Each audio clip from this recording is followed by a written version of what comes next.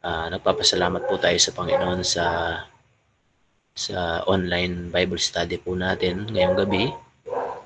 At nawa ay maging hamon din po ito sa mga kapatid po natin na or sa mga nakakapakinig din po sa ating pong online Bible study doon po sa ating FB Live.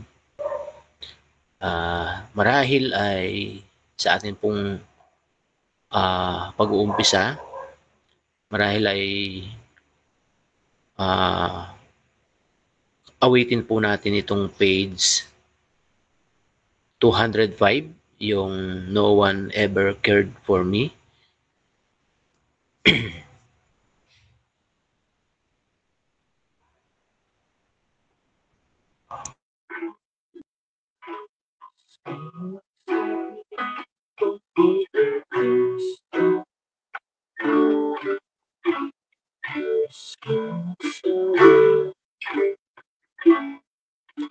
Nais kong magsabi ng tungkol kay Kristo, kaibigang walang katulad sa mundo.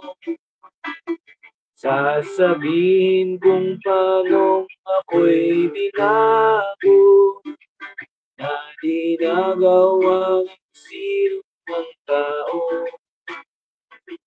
Siya'y walang katulad na kaibigan, pag-ibig niya'y walang kapantay. Tinamo ako sa salat kadiliman, o mahal ko na natagpuan niya mo sa sala. Puso'y nagdurus at walang pag-asa. Ito'y iniiwanan, di malalayan sa dapat gagayan. Siya'y walang katulad na kaibigan, pag-ibig niya'y walang kapantay. Tinango ako sa sala kadiliman, o mahal akong tunay. May palang tinatanggap sa araw-araw, pag-ibig pinag-tutunayan. Di ko kayang maayuban yung pag-ibig, na akong abay may kakamping langit. Siya'y walang katulad na kaibigan, pag-ibig niya'y walang kapantay. Tinango ako sa sala kadiliman, o mahal ako na.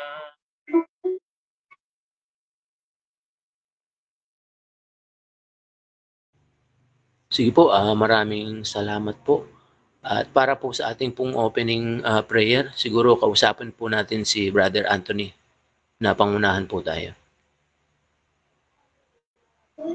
Tayo po'y manalangin. Amang banal na makapangyarihan sa lahat, muli po kaming nagpupuri at nagpapasalamat po sa inyo sa pagpapala po na ibinigay niyo po sa amin na kami po ay magtipon po at mag-aral po ng inyong pong mga salita. Maraming salamat po, Ama, sa maghapong nagdaan, sa panguna at pag-iingat, sa pagkabay po. At patuloy po naming dalangin, Ama, na awa ay linisin niyo po at siyasatin ang aming pong puso at isipan. Patawarin niyo po kami sa aming pong mga karumhan at mga kasalanan.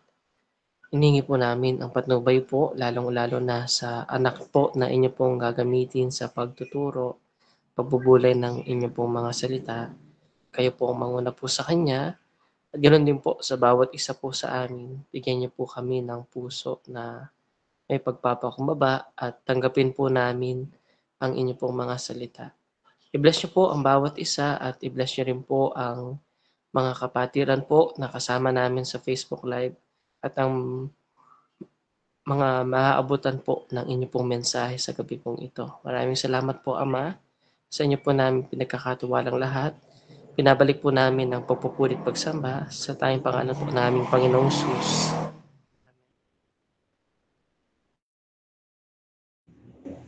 Sige po, maraming salamat. Ngayon po ay ibibigay ko na rin po sa ating pong tagapagsalita. Ibibigay ko na po kay Brother Norman Santos.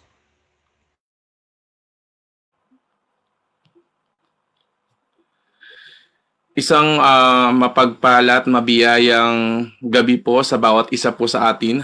Good evening po. Patuloy na ito po ay isang biyaya. Pagkakataon po na ang Panginoon ay nagbibigay ng ganito pong opportunity na makapagpahayag ng salita ng Diyos.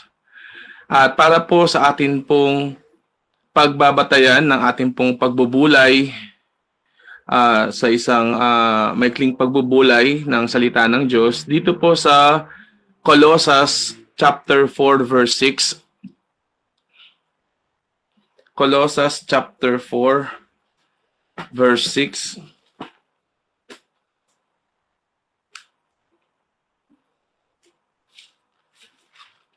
Ganito po ang ating pong mababasa.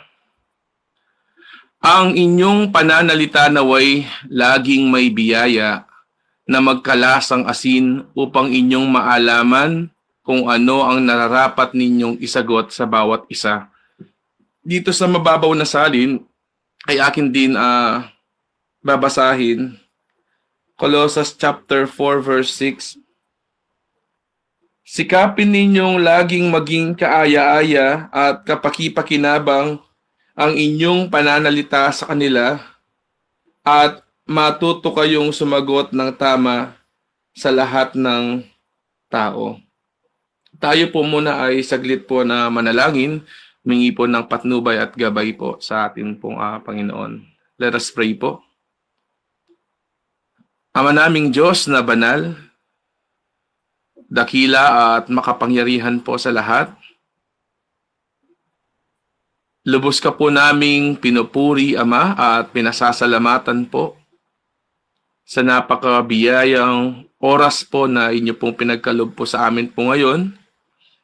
Bagamat po hindi po kami magkakasama po physically, ay lagi po naming itinuturing po na biyaya na kami po ay magsama-sama sa pamamagitan po ng online. Patnubayan niyo po kami sa oras po na ito ng inyong pong banal na espiritu at tulungan po na maunawaan po ang inyong pong mga salita at patuloy nawa kayo rin po ang magbigay ng karunungan po na nagmumula po sa inyo at maging sa internet connection ay sa inyo po namin lubos na pinagkakatiwala. Pangunahan niyo po kami sa oras po na ito at ang lahat ng ito po ay aming pong isinasamo at idinadalangin sa tanging pangalan lamang po ng iyong pong bugtong na anak na si Kristo Jesus. Amen.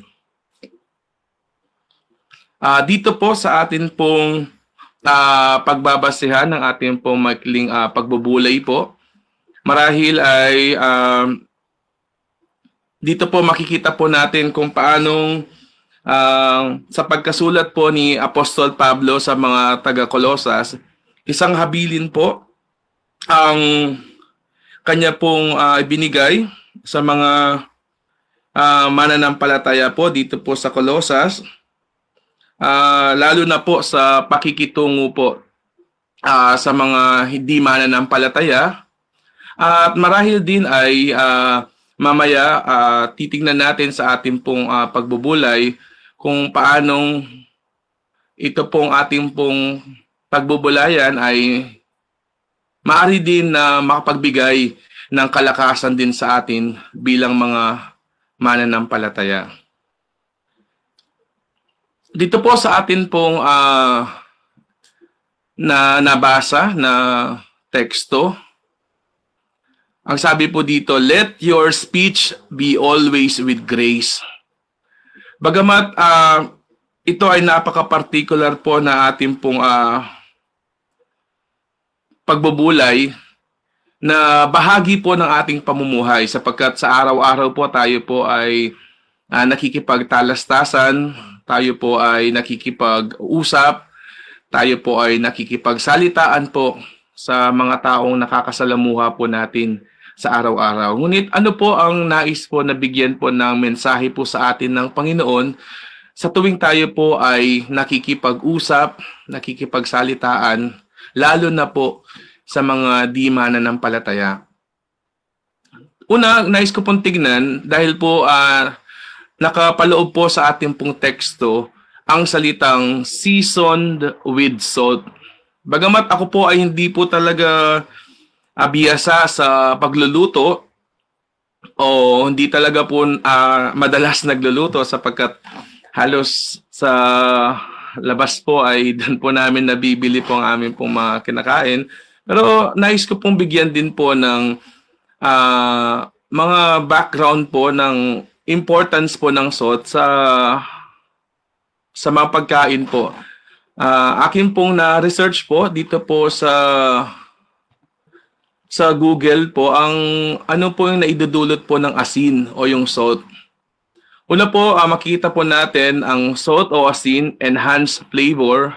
Nagdaragdag po siya ng flavor po ng pagkain kaya madalas makikita or masasabi kapag walang lasa. Sabihin, ang minsan na nagiging reason ay kulang ng asin o walang asin. Sapagkat yung salt ay nakakapagdagdag ng flavor at hindi lang yon, nakakadagdag din dun sa tinatawag na texture o yung mismong tawag po dito yung sa lalo na po dun sa bread. And then isa pa po sa nagiging importance po niya ay yung preservation. Sabihin po napapanatili na pag-iwas dun sa pagkasira ng pagkain, nagagamit ang asin, preservation. Kaya minsan o madalas nagtatagal po yung mga pagkain, lalo na yung mga iniimbak kapag mayroong asin. At isa pa na nakita ko na kahalagahan ng asin ay yung nutritional value. Lalo na yung sa iodized salt.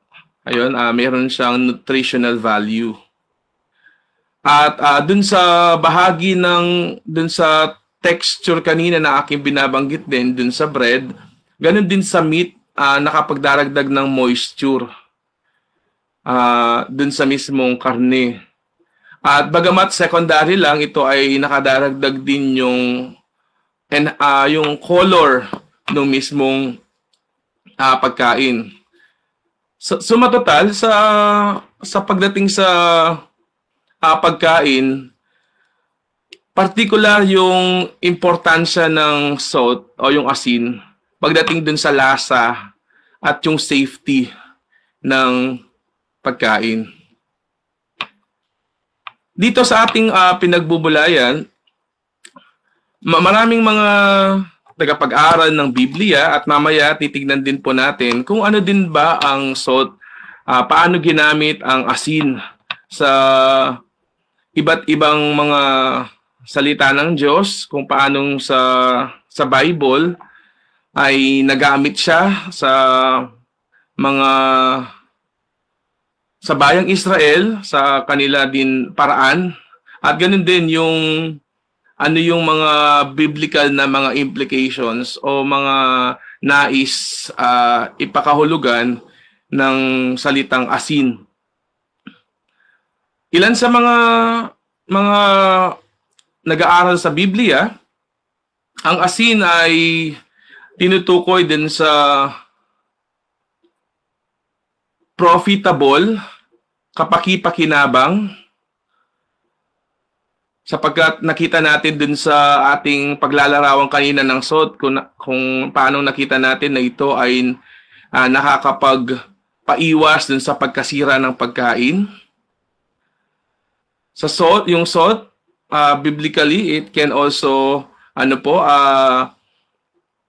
profitable, kapaki-pakinabang, katulad din po ng ating pong mababasa dito po sa Efeso chapter 4 verse 29. Efeso chapter 4 verse 29.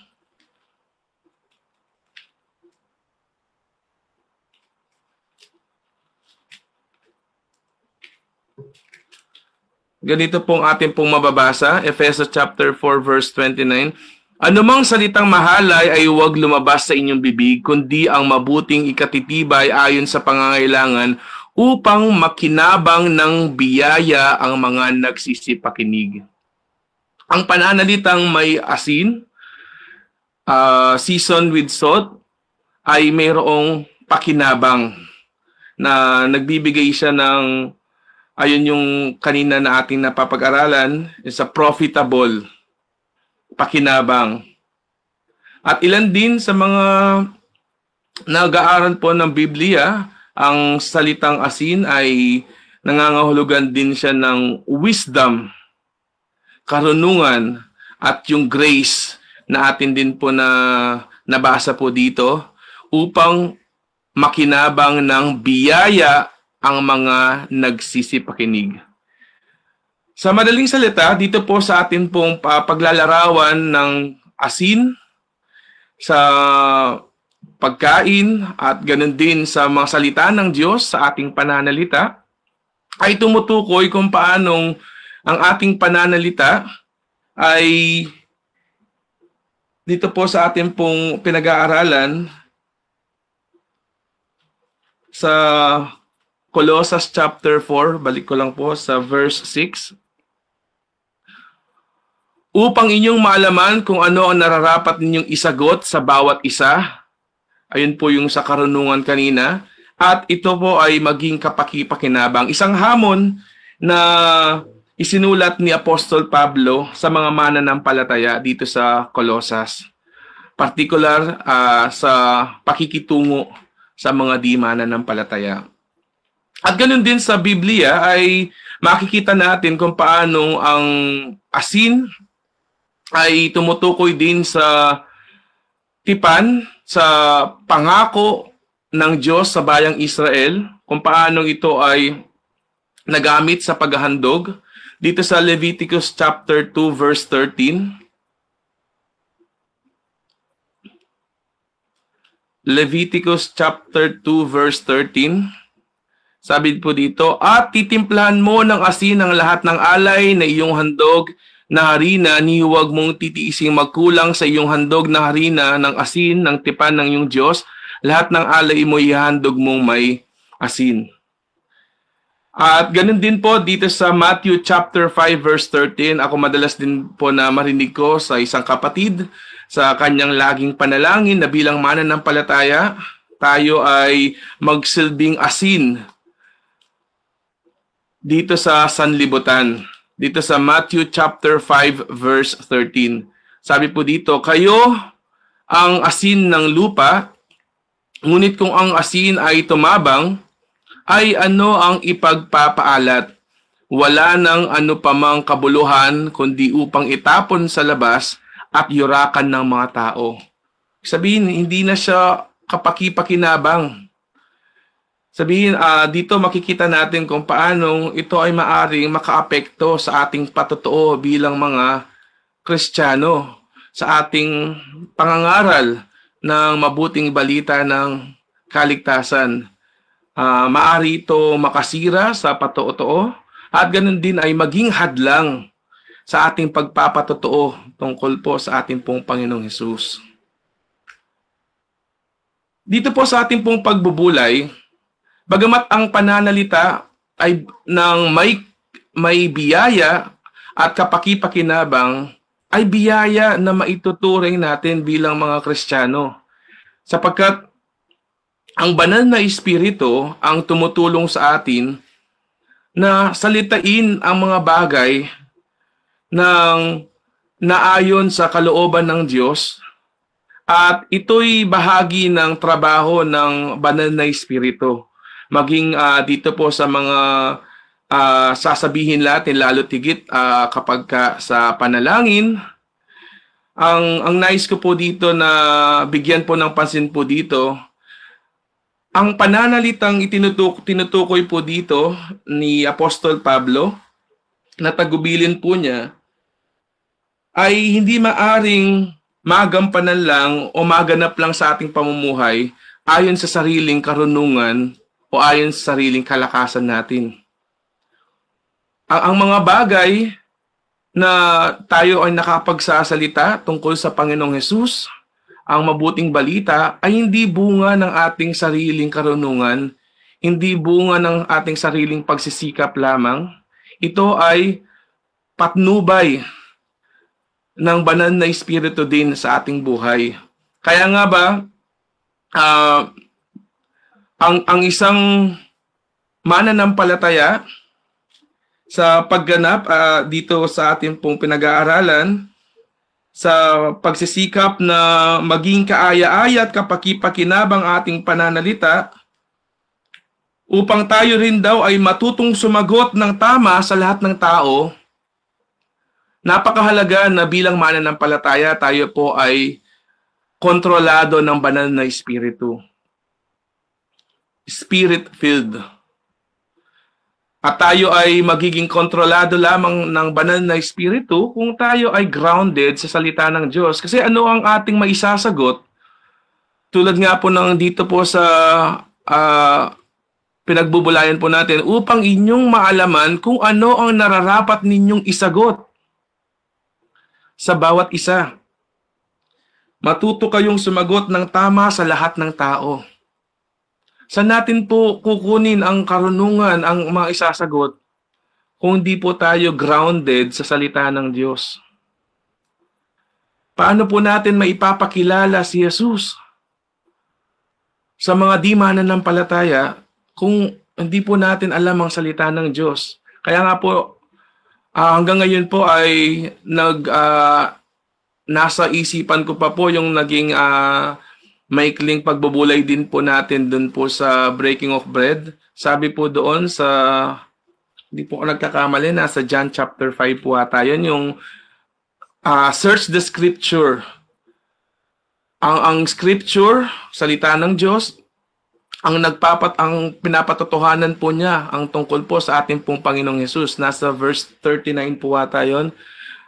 Hindi po mawala simula po nung naging pagbubulay po yun nung sa ating pong Breaking of Bread.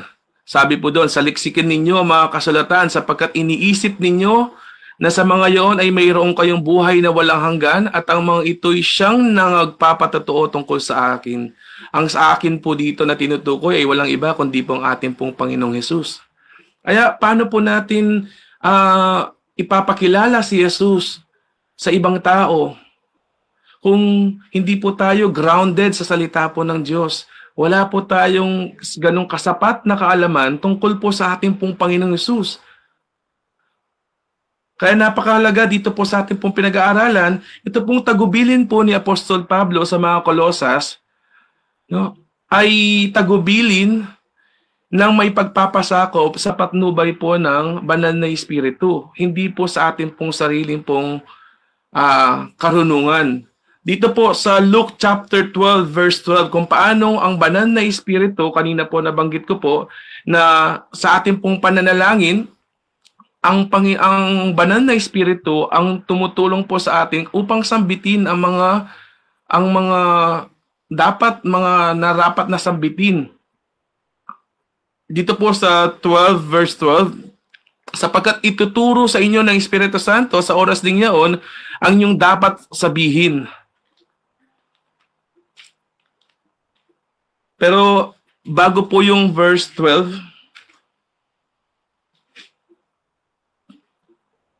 Luke chapter 12 verse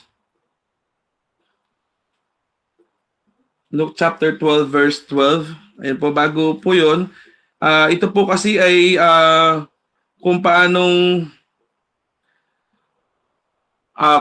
kung nagkaroon po or umabot po sa pagkakataon na usigin po ang mga alagad po ng ating pong Panginoong Hesus, Sabi po doon sa verse 11, basahin ko na rin po siguro po yun. Sabi po dito, at pagka kayo'y dadalhin sa harap ng mga sinagoga at sa mga pinuno at sa mga may kapamahalaan, ay huwag kayong mga balisa kung paano o ano ang inyong isasagot o kung ano ang inyong sasabihin.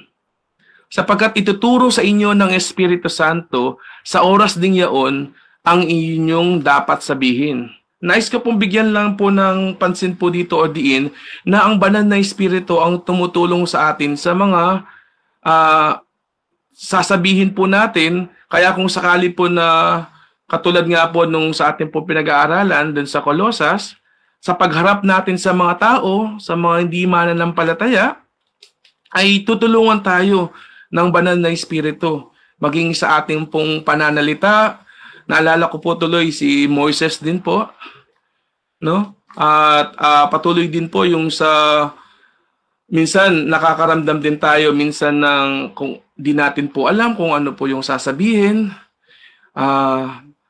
Bagamat mayroong pagkakaba, minsan yun po ay tanda lang po ng pagpapasakop na hindi po natin kayang gawin ang bagay na yon sa sarili po natin. Ang banal na Espiritu ang magtuturo po sa atin. Katulad po dito po sa atin po nagiging mga supporting verses. At ang Panginoong, ang banal na Espiritu din ang magtuturo sa atin ng mga tamang mga salita. Lalo na sa aspeto ng pananalangin.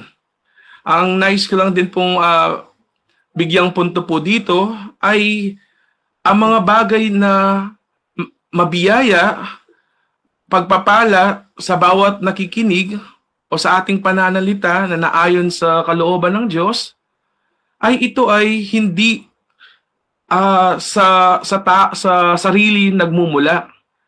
Ang ibig ko sabihin, hindi sa ating sariling kaunawaan, hindi sa ating sariling mga karunungan.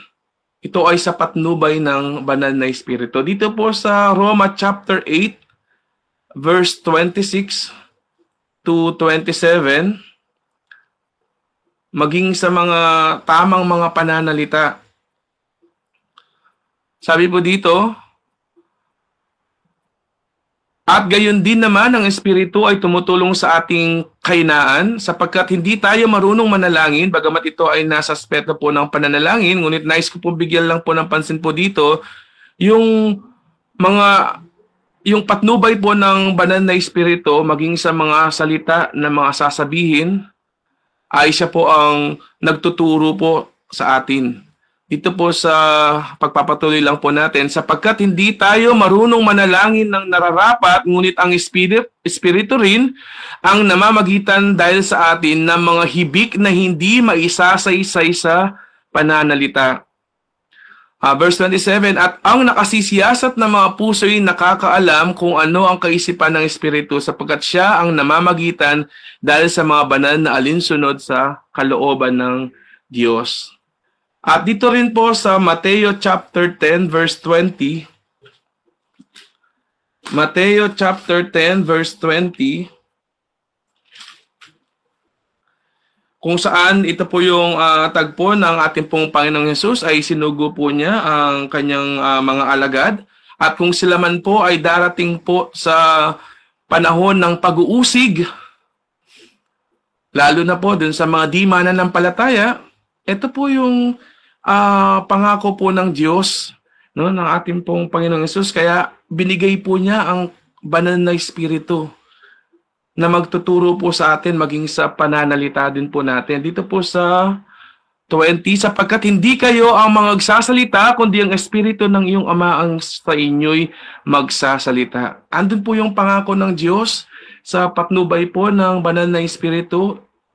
Tuturuan ang mga bagay na sasabihin maging sa panahon ng pag-uusig. Ngunit ang mga bagay na ito, ang hindi malayang makilos ang banal na Espiritu sa ating pong buhay kung ang isang mananampalataya ay hindi siya grounded sa salita ng Diyos. Sabihin, hindi nagiging bahagi ng kanyang pamumuhay no? Ang mga salita ng Diyos. Kaya ito po ay isang hamon. Kaya nga sa secular nga, sabi doon, hindi po natin maaring sabihin ang hindi, paano po kasi banggitin po yon. Parang naalala ko lang po dahil last po ay reading month po sa school. Parang you cannot say what you have read. Parang ganun po ang konsepto po niya. Parang sa atin po, paano po tayo makakapanalita, makakapag-usap tungkol sa mga kagilagilalas, mga kamanghamanghang mga bagay tungkol sa Diyos, kung ang mga sasabihin natin ito ay hindi natin nababasa. Ang ibig ko lamang pong sabihin ay wala tayong sasabi or wala tayong ganoon mga bagay na ma-share o mababahagi tungkol sa Panginoon kung di po mismo natin nababasa ang salita ng Diyos sa ating pong Biblia. Kaya kanina po, sabi nga po dun sa naging pagbubulay po noon, dun sa search the scripture, sa liksikin ng scripture, sapagkat yun nagpapatotoo sa ating pong Panginoong Hesus. Paano po natin ipapakilala, paano po natin ipahayag ang Panginoong Hesus kung dito pa lang sa pagbabasa po ng Bible po natin ay nagiging failure na sa atin. Ibig sabihin, hindi na siya nagiging bahagi ng ating pamumuhay bilang mga mananampalataya. At ang Panginoon naman, nagbigay siya ng katulong natin upang ating maunawaan ang kanyang mga salita, upang turuan tayo sa mga bagay na patungkol sa ating pong Panginoon. Kaya po niya ibinigay ang banal na Espiritu. At ano po ba yung naibubunga ng pananalita po na ito na nais po na ibigay po na mensahe po sa gabi po na ito na naging tagubilin po ni Apostol Pablo sa mga taga-Kolosas?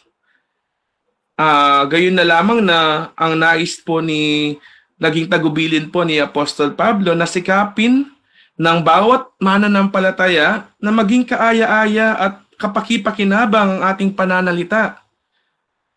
At matuto tayong sumagot ng tama.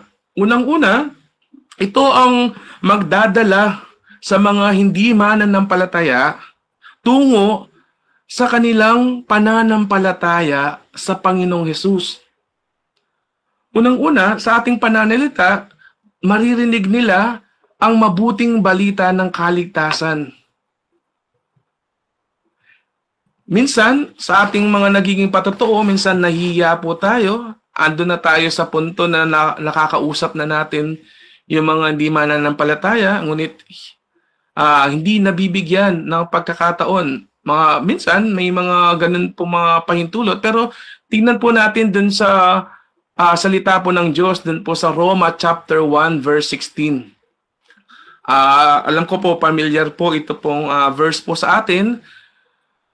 Sabi po doon, sapagkat hindi ko ikinahiya ang ebanghelyo sapagkat siyang kapangyarihan ng Diyos sa ikaliligtas ng bawat sumasampalataya, unay sa Hudyo at gayon din sa Griego. Ano po yung nagiging bunga ng ating pong pananalita na may nakapakipakinabang, na may biyaya? Ito'y magdadala po sa mga hindi mananampalataya na maniwala sa ating pong Panginoong Hesus. Magdadala po sila sa kanilang pananampalataya sa ating Panginoong Hesus. Sapagkat doon po sa Roma 10:17, sabi po doon, sa pakikinig ng salita ng Diyos, doon umuusbong ang pananampalataya. Kaya kung magmumula po sa ating mga bibig, sa ating nagiging bahagi ng ating pananalita, ang pagkahayag ng mabuting balita ng kaligtasan, doon uusbong sapagkat maririnig po nila ang mabuting balita ng kaligtasan. Kaya nga dito po, sabi sa Roma 10:17, kaya nga ang paniniwalay nanggagaling sa pakikinig at ang pakikinig ay sa pamamagitan ng salita ni Kristo. Kaya nga po doon sa Efeso chapter 4 verse 29, sabi po doon, ito ay magiging mabiyaya sa mga makikinig. At unang-unang biyayang kanilang matatamo sa mga di mananampalataya kapag ka po narinig po nila ang mabuting balita ng kaligtasan at ito'y kanilang sampalatayaan. At ito'y kanilang paniwalaan. At yun yung magbubunga ng yung biyaya na yun ay yung sa kanilang pananampalataya sa ating pong Panginoong Hesus. Sabi po doon, sino mang sumampalataya sa ating Panginoong Hesus ay hindi na mapapahamak, ayun po yung biyaya ng kaligtasan. Sabi po doon, upang makinig ng biyaya ang mga nagsisipakinig. Yung biyaya na yun, unang-una, kung hindi siya mananampalataya, marinig niya sa atin ang mabuting balita ng kaligtasan. At kung ito'y kanyang sampalatayaan, paniwalaan, magdadala ito tungo sa biyayang kaligtasan na ibinibigay ng Panginoon sa lahat ng sumampalataya kay Jesus. At ano pa po mga kapatid na mga maaring maging biyaya ng pananalitang kaaya-aya, kapakipakinabang? Ito pong sa Efeso chapter 4 verse 29 din po.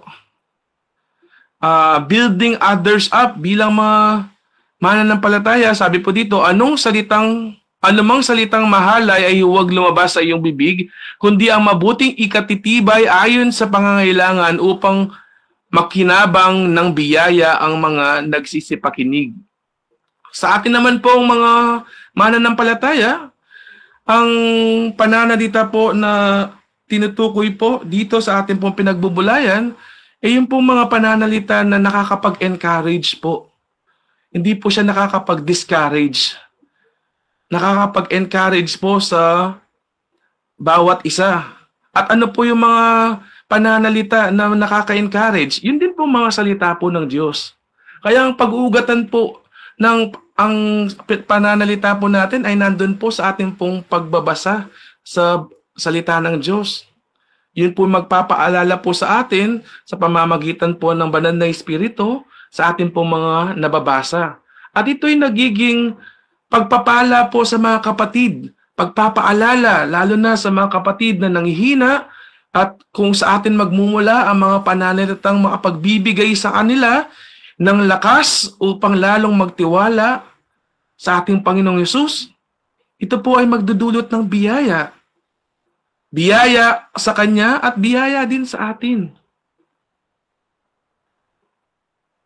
At ang mga pananalita na ito, dito nga sa Proverbs chapter 16, verse 24, ay magbibigay ng comfort sa atin. Kaya walang ibang mga pananalita o mga advice o mga payo, kundi ang mga payo nagmumula sa salita ng Diyos. Kaya maging sa ating payo, maging sa ating pakikipag-usap sa mga mananampalataya o di mananampalataya, ito'y nagbibigay ng comfort sa atin. Dito sa Proverbs chapter 16 verse 24, ito ay inilarawan sa isang hani. Sabi nga po dito, mga maligayang salita ay parang pulot-pukyutan, matamis sa kaluluwa at kagalingan sa mga buto. Nagbibigay ng comfort ang salita ng Diyos. Nagpapaalala na ng pag-ibig ng Diyos sa bawat isa. Nagpapaalala ng tungkol sa ating Panginoong Yesus. At inilantulad din ito sa ginto. Ito sa honey. At ginto dito sa Proverbs 25 verse 11. Mahalaga sa atin bilang mga mananampalataya ang salita ng Diyos. Nagbibigay ng kalakasan sa atin. Ituring itong ginto. Salitang sinalita sa kaukulan ay gaya ng mga mansanang ginto sa mga bilaong pilak. At ito ay mahalaga, lalo na din sa mga hindi mananampalataya kapag ka narinig nila sa atin nga yung mabuting balita ng kaligtasan. At itong ating pinagbubulayan, isang hamon po sa atin po mga kapatid, bilang bahagi ng pamumuhay natin, bilang mga Kristiyano. Doon nga din po sa ating pong siguro isa pang reference lang po bilang pagtatapos po. Dito rin po sa Efeso 4:29, balikan ko lang po yung kanina po. Efeso chapter 4 verse 29.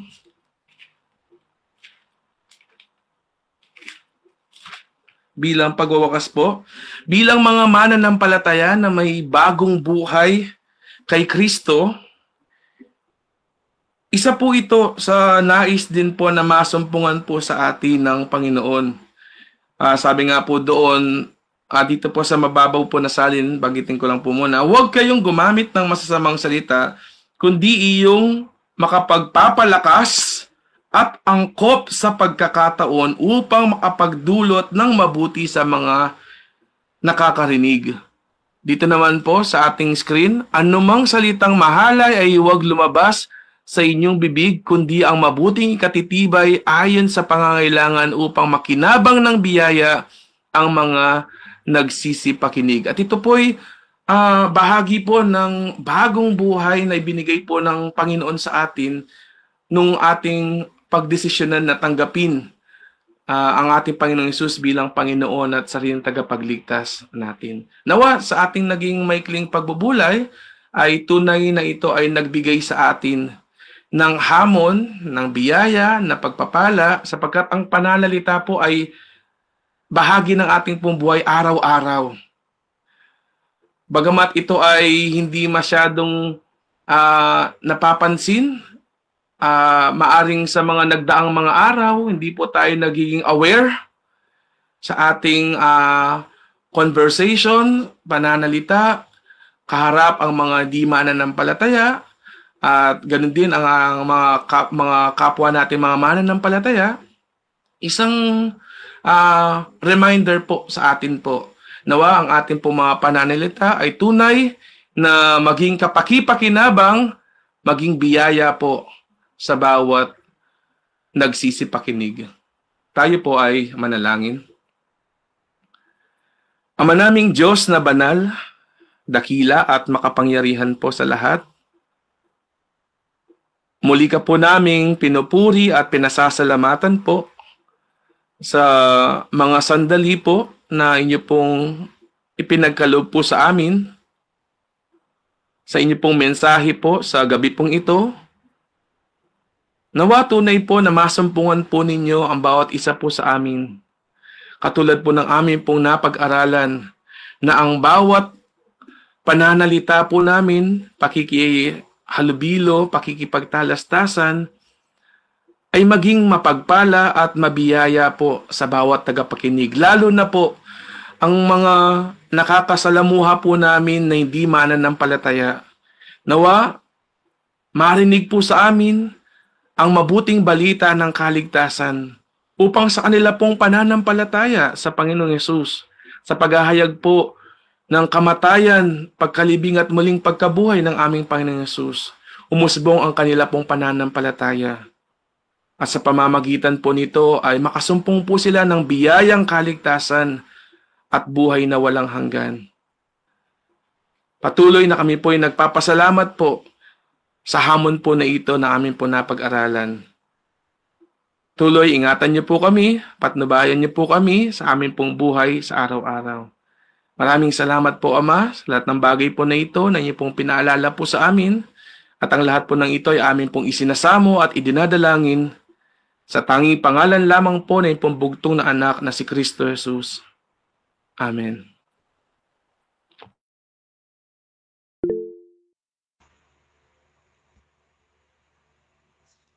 Sige po, maraming salamat at nawa ay magsilbi pong hamon ito sa bawat isa po sa atin at maging sa mga nakakapakinig sa ating pong FB Live.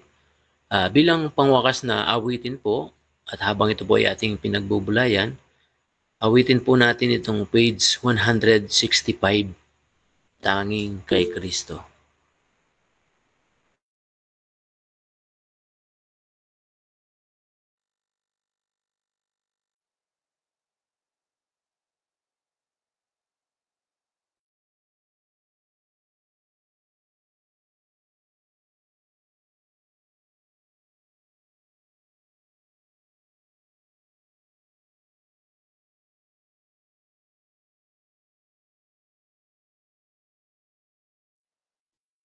Kay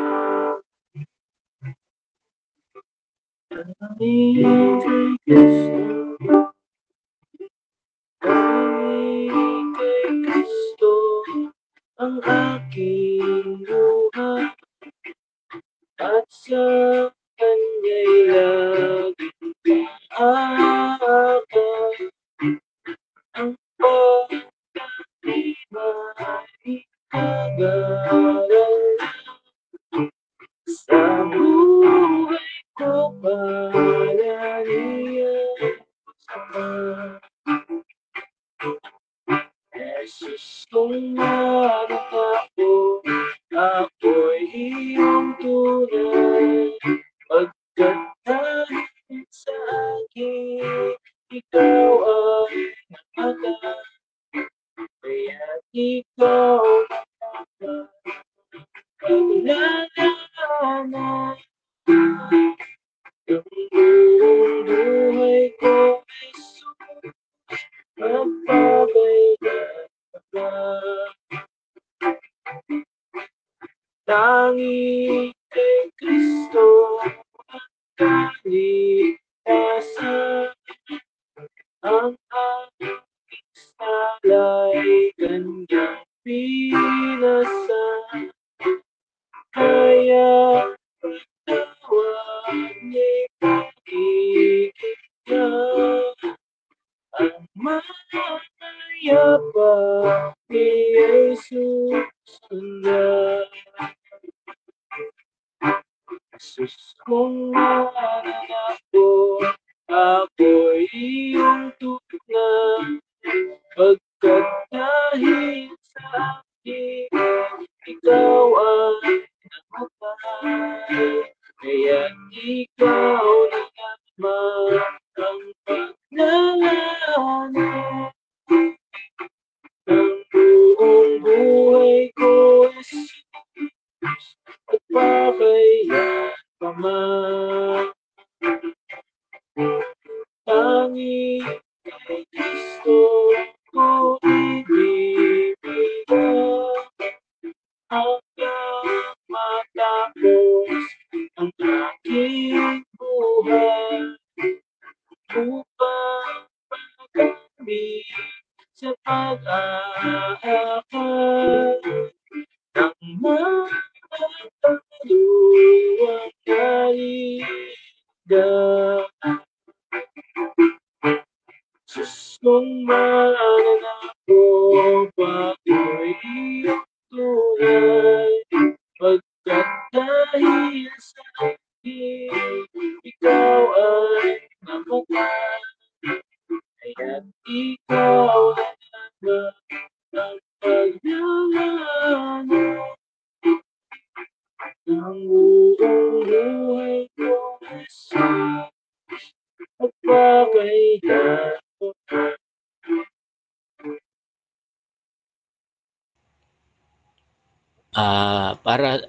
Para po sa ating closing prayer, hingin po natin kay Brother Wilson. At nakita ko rin po, hindi ko napansin pala yung naka-raise hand po siya.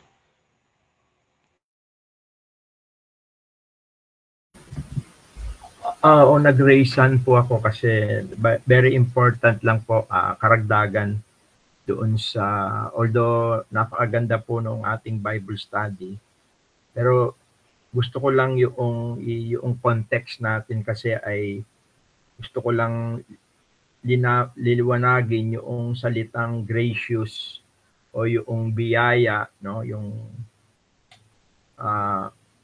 galing yon sa Greek word na Christos, na ang ibig sabihin ay useful.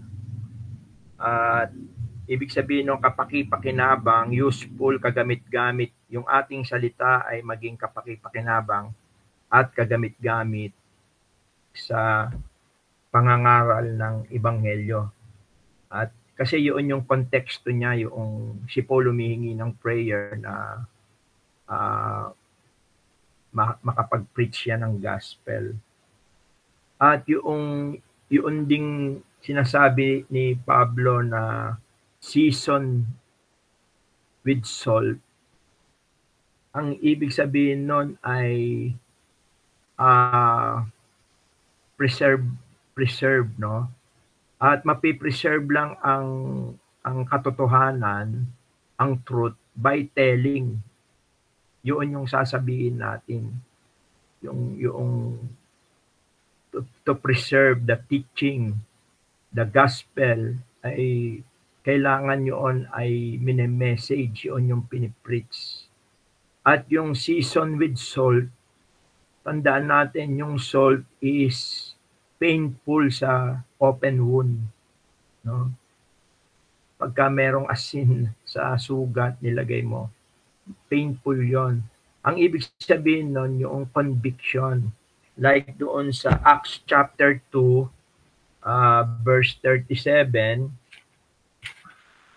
kasi sometimes, sugar-coated ngayon ang gospel. Hindi masyadong napipreach yung sin, no? Ang sabi nga doon sa Gawa 2:37, nang marinig nga nila ito, ay nangasaktan ang kanilang puso. Dahil very direct yung pagpipreach ni Peter sa gospel sa ating Panginoong Jesucristo, no? Direct, and yun yung season with salt. Dapat merong conviction.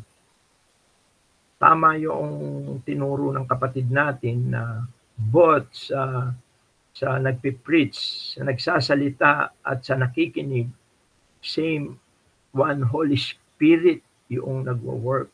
Pero kailangan yung truth, yung katotohanan, yung para ma-preserve yung gospel at with conviction. Kasi pagka walang conviction, walang power ng Holy Spirit, sometimes yung truth ay unti-unting sabihin natin na natatakpan. Kaya nga nag-raisan ako, very important lang kasi yun. Yung pinaka-context niya, yun yung ibig sabihin ni Pablo ay maging useful yung pananalita ng mga taga-Colosas at ma-preserve nila yung truth, yung gospel, yung real gospel, yung at higit sa lahat magkaroon ito ng conviction. Yun lang.